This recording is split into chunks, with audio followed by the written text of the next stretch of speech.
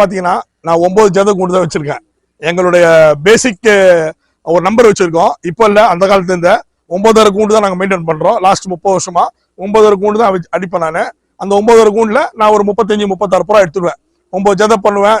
அப்புறம் மாத்தி இன்னொரு 9 ஜத பண்ணுவேன். கொஞ்சம் முன்ன பின்ன புறா அடிப்படும், சாவோ சிக்கவோ, கால் வராது, அம்மா வரும். இந்த மாதிரி ப்ராப்ளத்தை கிளியர் பண்ணி மொத்தமா ஒரு 35-40 புறா எடுத்து வச்சிருப்பேன். அந்த இந்த இருக்கிற இந்த 9 ஜதிலேயே நான் புறா உருவாக்கி தான் இவ்வளவு வருஷமா விட்டுட்டு இருக்கேன். 1000 கிலோமீட்டருக்கு விட்டுட்டு இருக்கேன். எனக்கு ஹாப்பியா இருக்கு. இப்ப நான் காட்டுற ப்ரீடிங்ல பாருங்க.